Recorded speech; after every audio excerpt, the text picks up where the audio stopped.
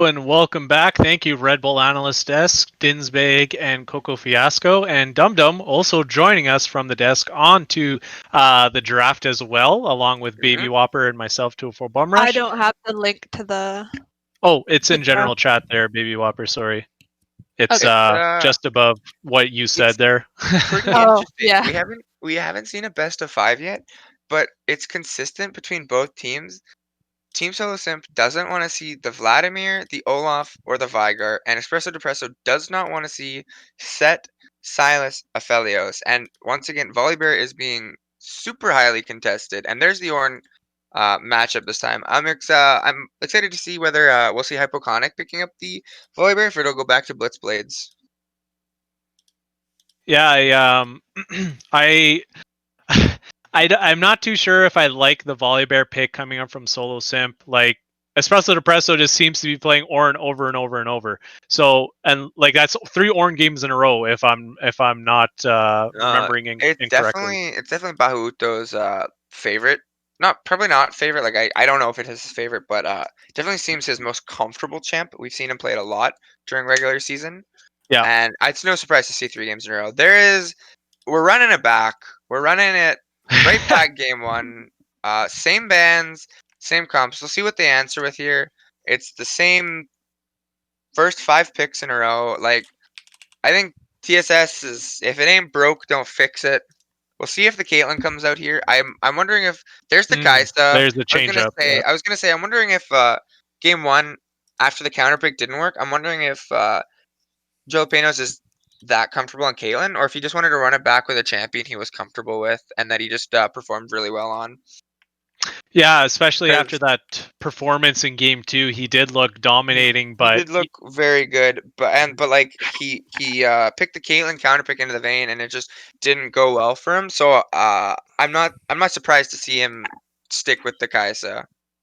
the number one thing I want to see different from Espresso Depresso heading into this almost identical kind of draft for the first half Same of it, bands. yeah, is that I want to see them spend a lot more time on wheelie and in the bot Oh, lane in general. there goes Virtual the Zac. boxes was a beast on Nautilus, right? Like I'm surprised they Yep. let Nautilus through because he was just dominating them with his hooks, setting up these picks, and wheelie got to capitalize on that. So I really need to see Kid Corrido spending a lot more time in bot lane and really trying to punish his Vayne and wheelie and virtual boxes actually, so bot lane together, because if they don't, I think they're going to be able to run away again based on the way that the rest of this draft is going.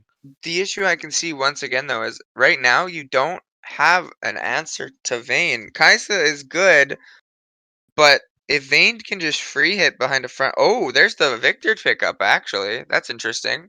I like Mm-hmm. that. I like to see that. I like to see the switch up of the 80 carry and to take away the mid lane they ran it back with. They banned out the Zac. Uh, I'm almost wondering what like if they were gonna flex the Volibear and now they're gonna pick a different top laner, or if it'll still be Blitzblades playing that Volibear because he has a lot of it on his op.gg. He has been liking that champion. Dum Dum, do you think this Volibear could go like any lane at this point, or you think it's going to be top jungle focus? Um, I I haven't been talking. Oh my goodness, the Ari pickup. You don't see that too much. You don't That's see that. yeah. But I definitely think it's more top jungle focused. I don't know how much Hypoconics played it, and I don't really think they're looking to flex the Nautilus. I think that's a top or jungle Volibear. Yeah. No. There's Oh there my! there's the this is What? a team fight team. This is a comp that looks for. I'm sure that's probably Glacial Augment Ari, and you are looking to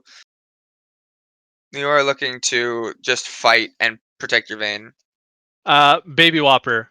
We're seeing an Amumu. I don't know how much Amumu you've seen in your time watching competitive League of Legends, but I actually am Mumu jungle myself. Like I'm a jungle main. I'm a oh jungle well, mid there you player. go. They're Yeah, the Victor up for you today. They're bringing out the I Amumu. know. They love it. For me, like I don't know about you guys, but whenever I'm playing solo queue or I'm watching competitive League of Legends and in my time coaching, Mumu Hover was always like a troll thing because he's at the top of the list and he's a champion that you like almost never play. So the He's fact that actually quite strong right He's now. Like very strong, he is and very and strong. Yeah. Hypoconic has games in the league on a Mumu. so So to see it pulled out is I'm excited for that. You know, I don't know if I like the Mumu pick in general though, based on the composition. I would have liked something more along the lines of the Zach again. A Mumu, Zach's sure. banned. Yeah. Oh, Zach's banned Zach from is Espresso, banned. right? So something more like that. I guess a I Mumu Something more is. mobile. I think Yeah. I really like the Amumu here. I think it fits really well into the team fight they're trying to play. I think both team comps aren't very mobile, so like I think he could get away with the Amumu pick here. I think so too. Like you don't have any disengage other than Kaisa ult and Yeah. maybe Ornn dash, but like it And like well the Lulu one poly, like that might be but about it. that's not even like a escape. You're throwing a Mumu into everybody but Kaisa or even like three of the members, followed up with a volley ult, a Nautilus ult. You're a team fight team while your Vayne hits the back and your Glacial Augment Ari just cleans up. I think this is a disgustingly scary team comp from um Team Solo Simp.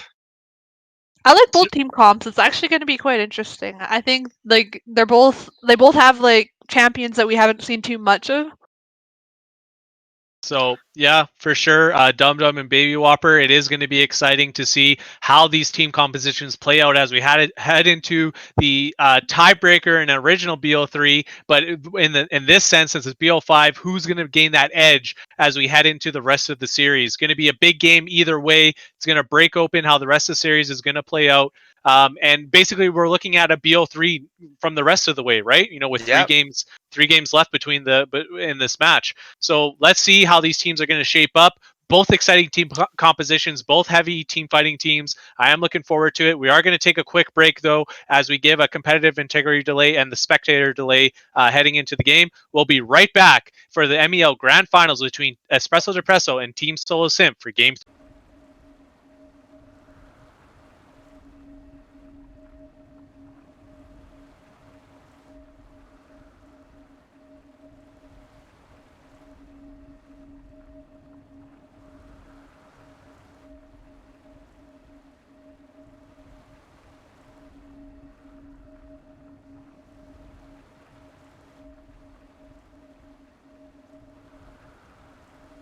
To make sure that you're pacing yourself even when you're on those huge win streaks. Yeah, definitely. Because I was like, I'm still playing well, but I was like, Oh, we're being live, lazy. baby.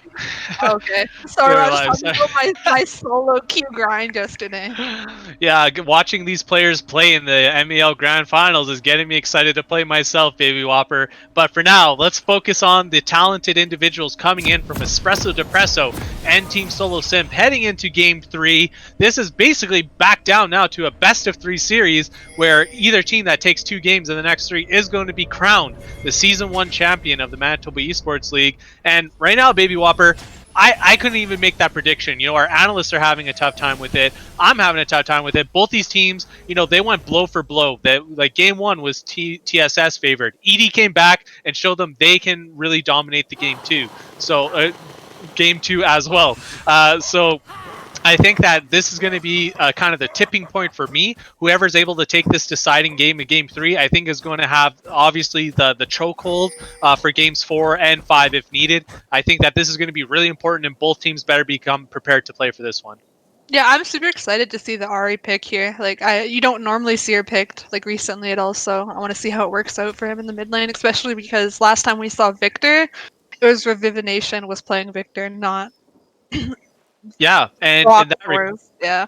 in that regard, like we were talking to Dum Dum on the analyst desk, and he said, you know, Revivination, and like from the season that we've watched him, you know, he obviously has his pocket pick Anivia, which is not getting through and not being allowed to play. But he generally doesn't play these type of control mages, as we see, you know, from the games that we've watched. But he is trying to show us today that in game 1, his Victor looked fantastic. After kind of the early game, it was a little bit shaky to start, but he was able to dish out the damage later on. That might have been thanks to Wheelie being such a threat, but also, you know, like he was able to play that well. In game 2, his Zed did look good early on, but he was not effective at all from mid to late game. So I think he realizes his strengths of where he needs to be like putting his strengths in, like these control mages, you know, playing around Wheelie, working together to carry, and that's how TSS I think is going to look to win this game. I do expect Ari to win this early matchup though in the mid lane, by like for sure.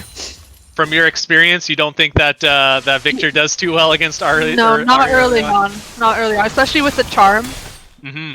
And we do actually have Revivination missing both the orb and the charm that we just saw. A little bit of embarrassment, but that's Yes. okay. It happens. I'm sure he'll get the next one.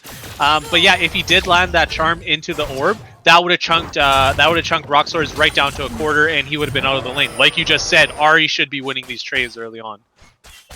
So, as we look at the rest of the map, though, we do have Blitzblades back on the Volibear into the Ornn matchup. I was giving Blitzblades a hard time about this matchup because, you know, Bahuoto was really showing his prowess and his dominance and really taking over control of the lane. I don't know if Blitzblades feels that he can really, make himself known this game, that he can play this matchup. And, you know, maybe it was just the early gank that came in from Kid Corito that really messed up the lane. But let's see if he can make that difference now this game. The other exciting thing for me is the Amumu pick. You know, right before we headed into Game 3, I was saying I didn't really like it that much, but Dum Dum and you both, Baby Whopper, said no, this is a good pick. We like these comps. You know, Baby Whopper, what do you think it is again about this Amumu as we see him, you know, kind of jungling against the Trundle? Like, where is he going to be most effective? Well, like Dum Dum and I were saying that, like, here there's not much mobility with the Kai'Sa, the Victor, the Trundle, the Ornn. You're quite slow-moving comp, so I feel like Amumu can get away, like, playing inside this comp because he's also quite slow. And he can get quite tanky, and he's quite strong right now in solo queue. Yeah, you know, now that we look at it, there's not really a lot of damage sources that are able to pierce through Amumu's defenses. Like, you know, Kai'Sa's a hybrid. You know, we have more AP coming in from Victor, and there's no real AD threat per se, like raw attack damage that could really puncture through anything that Amumu builds armor-wise. So he's probably going to focus a lot more on MR this game and health, and really be annoying for the damage sources from Espresso Depresso to kind of, you know, deal with him. So let's see how as he heads to the jungle. Of course, into Trundle. Trundle's going to definitely outpace you early game in tempo. Hypoconic's just looking to, you know, pick up farm where he can. And this is kind of going back to the way that we saw game 1, the way it started between these two teams again. Jalapenos actually gets picked off from the hook. We're going to have the flash coming in as Ignite, and the minion damage is going to be enough. It picks up first blood for Virtual Boxes, and he's going to keep chasing Carl DR down. Wheelie's going to keep running towards him. Not sure if he's going to get in range of the damage. We get the Root coming in from the Nautilus passive, just enough to take him down. We have double teleports coming in. Rock Source comes in, picks up Virtual Boxes, just a little bit too low HP, but Revivination answers the call. But on the flip side, on the weak side, Kirito coming in to stop the help from Hypoconic, and they're going to chunk them down, and it looks like they're just trying to pick up the damage where they can. They are trying to look for a sandwich now in this situation. Hypoconic running back to his tower, but it looks like Kid Corito's going to get charmed and condemned into the wall. He might end up dropping himself. Not enough. He is forced to burn Flash, and Victor that whole has no mana here. Yeah, that whole exchange was just crazy, Baby Whopper. Like, what did you see there? Let's break that down a little bit. Well, there was actually like a lot going on there. I thought the TP was going to be coming from the top laner, but it was the Victor, and I think it did pay off for him because he didn't die and he did get a pick. He was able to clean up a little bit of that for them, but I do think like TSS here comes out on top after that trade. Yeah, like I totally think that Espresso Depresso was, you know, beginning to turn that around, you know, in terms of like the momentum of the tempo. They were able to chunk out. They caught Hypoconic out trying to rotate. You know, they're able to chunk them really low. But instead of just backing off and realizing they were able to, you know, save that situation and forcing TSS to back off, they continued to chase. They put themselves in a really bad position, chasing under tower. I don't know what Kid Corito was thinking, but he ended up having to burn Flash for nothing, right? They don't have the damage yet. They don't have anything to lock him down. They should have just backed out and had that win. But overall, nice initiation from Wheelie and Virtual Boxes again, who's been on point on Nautilus in games 1 and now game 3. And I think that, you know, ED, they're going to be in a tough spot to deal with the Vayne and Nautilus again, because it doesn't seem that they have an answer. But now that I'm talking about it, Jalapenos is up in nearly 20 CS, so maybe they do have an answer, and I need to, like, you know, think that this is Jalapenos, you know, don't worry about it. He's going to be in the game no matter what. You know what? Maybe he has been practicing this Kaizen. We never knew about it. He was keeping keeping it for the finals. Oh, in the meantime, Baby Whopper Revivination picks up the kill onto Kid Carito, and it looks like Wheelie getting another kill on Carl DR. Baby Whopper, I was saying they need to stop this Vayne from getting kills, but instead, Roxors is able to answer that that pick from Revivination and getting a kill back himself. You know, perhaps Revivination got a little too aggressive going on that chase for Kid Carito. Overall, this is going to be favorable for Roxors because now he gets to farm for free, while, you know, Kid Carito or Revivination is sent back. Yeah, I feel like with Roxors having, like, he shouldn't go for those, especially when Victor has the E up with mana, just because the range is actually unbelievably long and it catches some people off guard. It's much longer than an Ariado. Yeah, certainly. I think that, you know, he got a little too excited for that kill. Although it was the 1-for-1 trade, it's still in favor of Roxors because he gets to farm that lane safely and for free now, and he'll get to back while that wave is crashing into the mid tower. So overall, good play by Roxors. But this bot lane, this is getting volatile real quickly. We have 2 kills for Vayne. She is down in 23 CS, so, you know, Jalapenos is doing his job by keeping up in lane.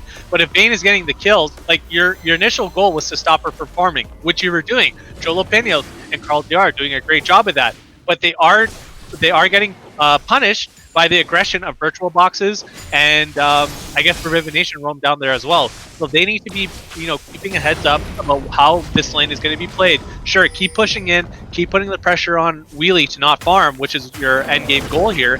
But don't give him those kills. You guys, that Espresso Depresso needs to be playing a little bit smarter than that to stop that from happening. So what do you think about this top lane matchup here so far? I personally haven't seen the Volibear be as impactful as I thought it would have been for, like, in all of the matchups so far. And it looks like he is down CS again, which is kind of a recurring factor for Blitzblade.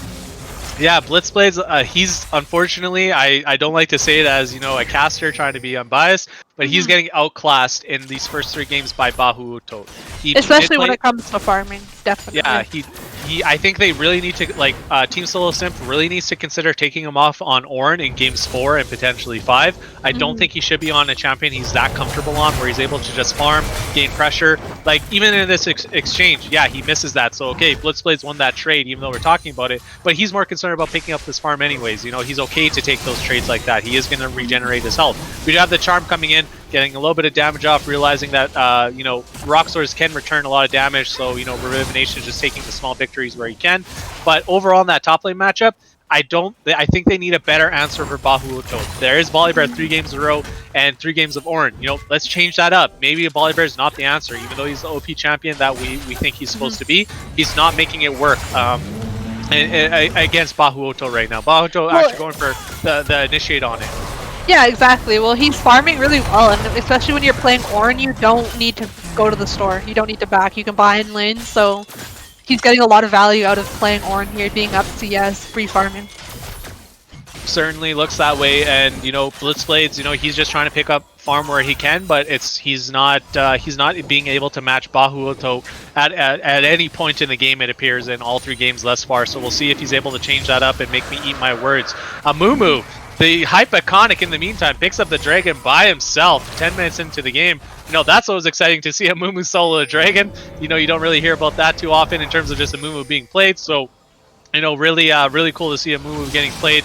And, you know, Dum Dum did say Hypoconic does play him quite a bit in the MEL.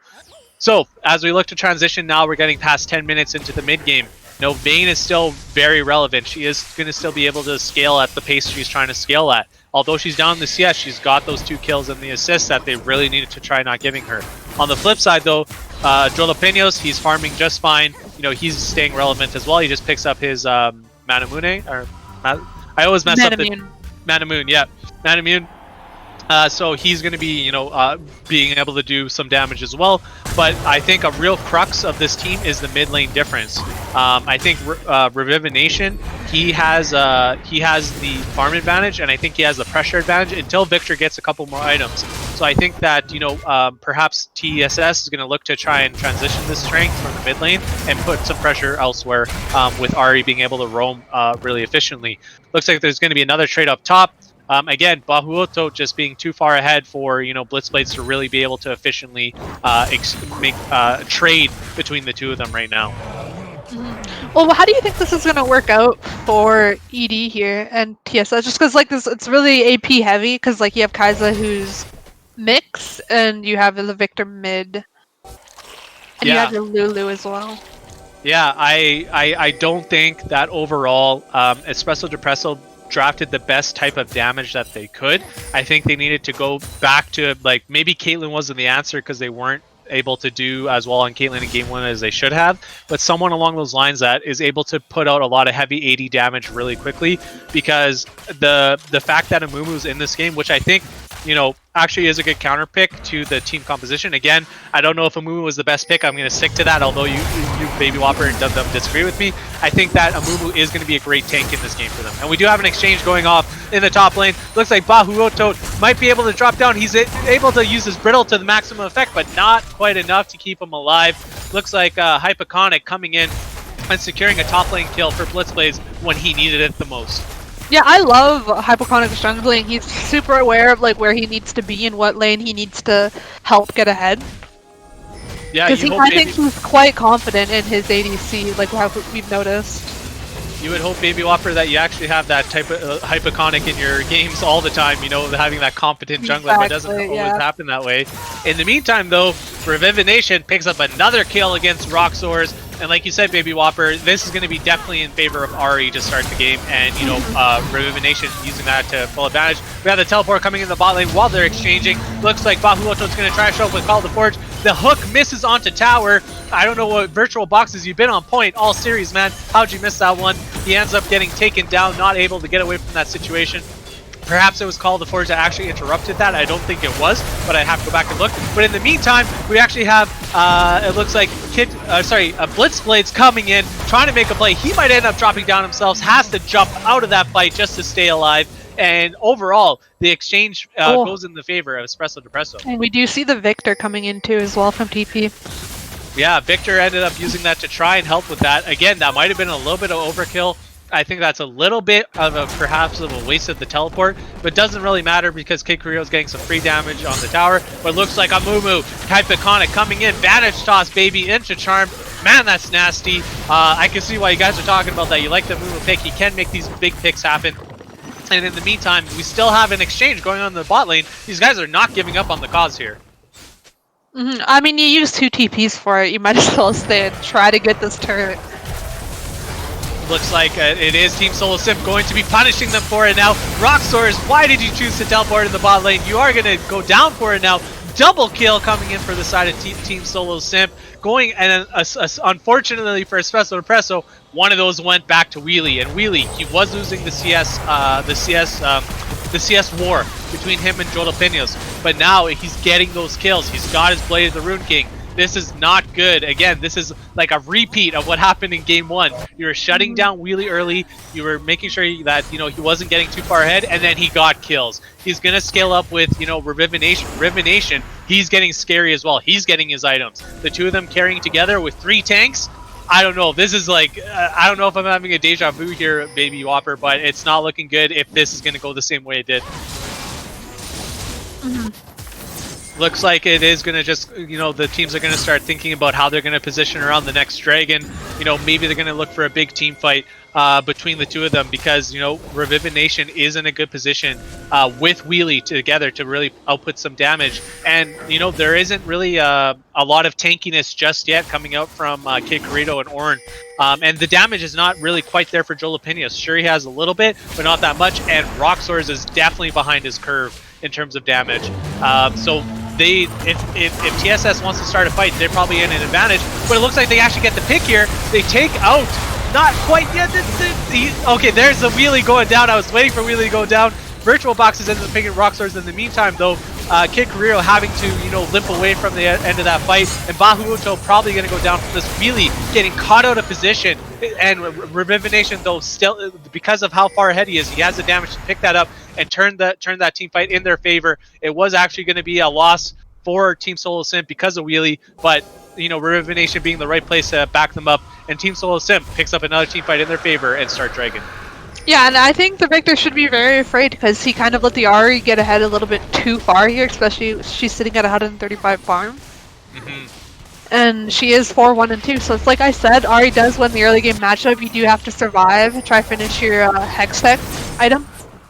Yeah, and it certainly is working in the favor of Ribbon Nation right now. You know, I thought maybe Roxors is going to be able to, you know, scale up again on the Victor. Oh, sorry, no, Victor was on Ribbon Nation for game 1, so never mind. But, you know, seeing Victor after how well Victor was played in game 1, I thought we were going to see a lot more of that in maybe game 3. Maybe Victor is this, you know, special pick that's coming into the grand finals that, you know, kind of throws teams off. But Ribbon Nation having a good answer towards the Victor right now, and Roxors in general. And Nation starting to pop off, and Wheelie, you know, he's not that far behind. So the 2 carries, and although I was criticizing Hypoconic for on the Mumu, you know, for the pick in general, he's showing it off really well, and he's getting super far ahead. He's going to be very hard to kill for Espresso Depresso. Yeah, it'd actually be quite interesting. I think this game is really in TSS favor. I think, like, just from drafting, I really did like their team comp right in the beginning. Looks like we have Roxars actually trying to get no Virtual Boxes. Virtual Boxes does land the hook onto the terrain to get himself out this time. Unlike last time, he's going to turn it around. He has his boys here to back him up. They pick off Roxars, and it looks like we got a nice charm coming on to Kid Corrito. Double kill for Nation, and he's showing why he can play not only the champions that we were talking about in terms of assassins, he can play those control mages and really pop off even in this series. Looks like on the flip side, though, Jolopeños and Carl DR are trying to gain some pressure here against Blitzblades, who is a little bit behind his curve. He does have the Triforce, so he can be threatening. Looks like the charm does miss. Gets the orb. The double hit onto Jolopeños. He is going to get ultimated by Lulu. They are going to keep chasing, and boom! He goes down to Blitzblades. They get the double kill now. Nation is dominating. 7-1-3, 700 gold bounty. Baby Whopper, is this game starting to get away on the back of Nation alone? Yeah, 100%. Like we said, the Mumu pick here is great. There's not much mobility for them other than the TPs, especially with the Ari. She has great mobility in the mid lane. If you just go in there, land a Q as a Mumu, Ari's slippery. She can get in and out with her ult. Dinzy, if you got a second to change that to the gold differential, you just press X on your keyboard and let us know if you're listening. But if not, that's okay. Thank you, Dinsbag. Let's look at that gold real quick, Baby Whopper. 8,600 gold to 5,300 in the mid lane. That is a serious differential at 19 minutes and 30 seconds. Nation getting another kill, jumping that up to nearly 9,000 to the 5,300. That's a whole item over his opponent at 19 minutes. Yeah, and with exactly like I said, I'm familiar with Victor. And Ari, you can't die early to her, and you got to be able to dodge skill shots. There's not much mobility for Victor, so it's kind of hard to dodge skill shots. It's insane the influence that Nation is having this game. He's really trying to get his statement down. In game 1, it was Wheelie. In game 2, it was Jolopeños. And now Nation in game 3, trying to make his mark, trying to be remembered in the amateur grand finals for MEL, that he made a difference. And in game 3, he's really showing it off. And I'm not sure. Like I'm always thinking about how can the other team balance out the odds? How can the other team get back in the game? 7,000 gold lead for TSS at 20 minutes with Baron up. Unless they get a Baron steal from ED, I think that their options of getting back into this game are getting to be very limited. Mumu's going to be able to tank all their damage. Like you said, they're going to group up together, right? That's why Mumu is powerful this game. He's going to be able to get in their faces, ultimate them. Kaisa and Victor are probably not going to be able to DPS very well because of the Mumu just getting in their face. So I don't see how they can get back in this game unless they get a Baron steal. So we'll see how that goes. Looks like ED is going to be trying to defend this top turret. It is getting really low. Nation on the flank side looking to back them off, and they do. Misses his charm, but he is going to be able to just poke them out and push them off the tower. TSS deciding to continue this push, thinking that ED does not have an answer to them. There is the Dragon coming up soon. Baron is up. Perhaps TSS should think about backing off and picking up some other objectives, but they're not giving this up yet. They want to keep shoving it down and maybe trying to end this game earlier than, you know, what we said in the other game. They might have to back here with the Victor pushing on the ball. Hypoconic jumping in with the flash bandage toss. Blitzblades picking up a kill, but Kid Corrito ends up picking up Hypoconic on the outside, on the other side there. He dove in a little bit too far. Roxor is pumping down some damage.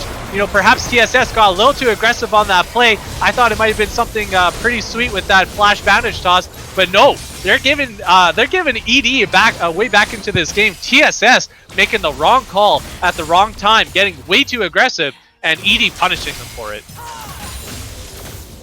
Yeah, well, they did stay quite long. That was very greedy of them, especially with the Victor was pushing bot lane and kind of free farming. That's kind of what he needs as well. So just, like you said, the gold differential is huge right now in the mid lane.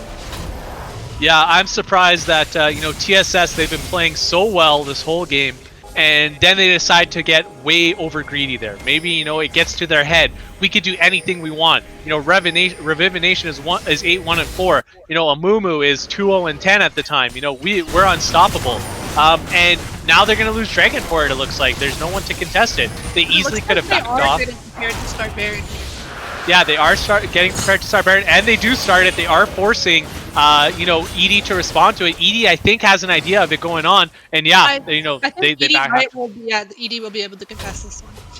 ED does realize what's going on. Good heads up play. They get the Dragon. They get to turn the tides a bit. They're still down nearly 8,000 gold, and they're down by by 3 towers. So of course his game is still in TSS favor, but TSS making a huge mistake, letting ED back into the game, and ED looking to capitalize and perhaps punish them again for if TSS makes another mistake, ED can certainly turn this game in their favor 100%.